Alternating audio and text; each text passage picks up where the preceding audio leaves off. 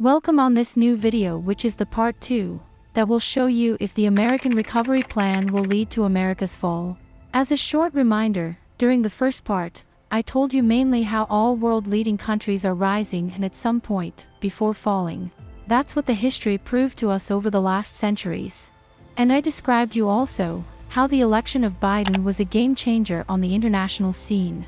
If you haven't seen all of this, I recommend you to have a look to it first.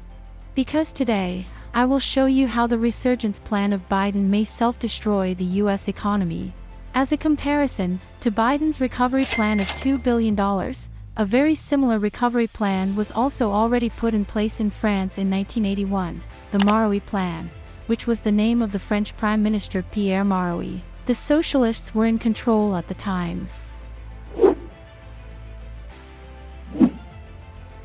The French president, François Mitterrand, indicated that they were going to restart the economy, and that the best way to do so was to implement a Keynes-inspired relaunch program.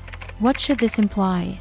Simply that it would increase wages, allow people to retire sooner, the creation of new jobs, and so on. But reducing unemployment was crucial, and therefore raising demand and employment was the most effective strategy. It is logical to increase demand, but it implies to also expand the supply. The supply, though, comes from businesses. Companies need to create more, and if they produce more, they also need to recruit, and thus it will lower unemployment. However, strangely, it wasn't what truly happened. Since the recovery plan accounted only somewhere between 1.35% and 1.70% of the French GDP, it had no impact on the economy.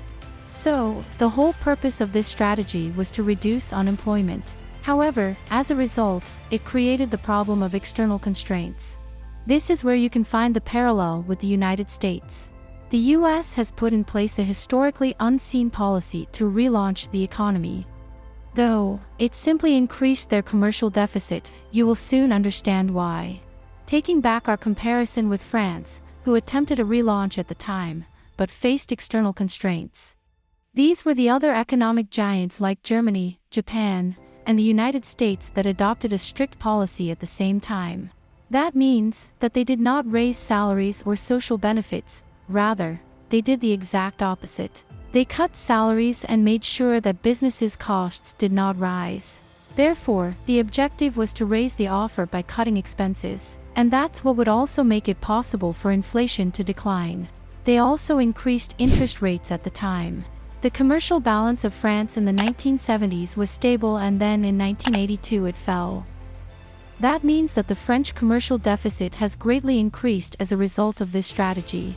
So, it was a big mistake, and France saw its inflation rising at 13.4% in 1981, and stayed at 11.8% in 1982. Thus, it is clear that this relaunch program led to a rise in inflation as well as an increase of the commercial deficit.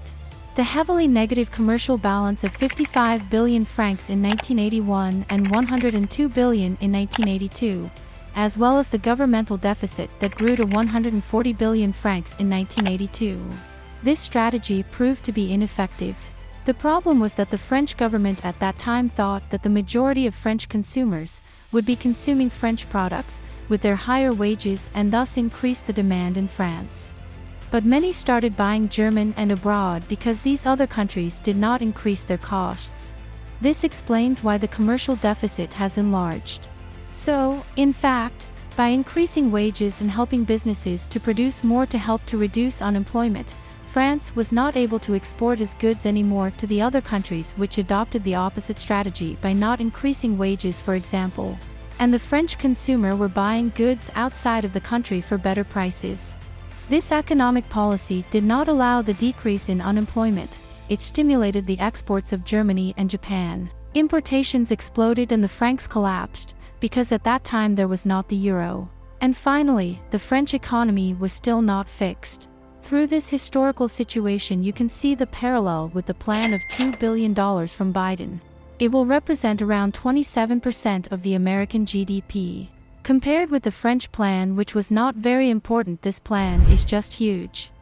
But I'm not sure if the impact will be as expected, since a lot of countries like China are not adopting the same strategy. The dollar is undoubtedly America's advantage because it is now the world's leading economic force. There is no issue because they are still extremely powerful. But the plan is simply enormous. In the history of economics, it is unique. The goal of this strategy was to renew the American economy.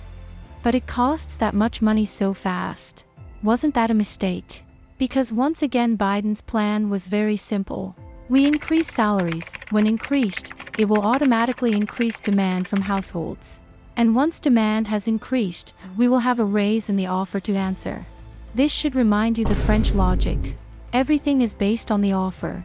But if the offer does not increase and if the offer does not follow, this is what will happen in the United States, a record rise in the trade deficit. And Americans will buy outside of the country, meaning mainly in China. Not all, of course, but a part will start buying abroad, if not so already. This explains how the trade deficit rose to a $74 billion level. Since January 1992, it has never been this high in the United States. It is the highest since 1992, because this is when they started to track the data. It represents an increase of 57.6% compared to the same period of the previous year, and it is higher than $70 billion recorded in February 2021. That is to say that this trade deficit is only increasing, and this trade imbalance with China has increased by more than 22% to reach $36 billion, representing almost half of the American trade deficit. This is definitely a record on a deficit level. Will American companies respond to demand quickly? Actually, if there is a trade deficit, that means that American companies cannot respond to this demand. That is precisely what will strengthen China, which will be the final big winner of this relaunch program. If this continues, the United States will become dependent on China because of raw materials, and this will make China even more powerful thanks to this plan. Because the US will need to buy these raw materials from China, it will make the United States weaker and make China more powerful. The only big advantages of the US are the dollar and of course the alliances, especially with Europe. Tell me in the comment what you think about this situation, and also if you enjoyed this video.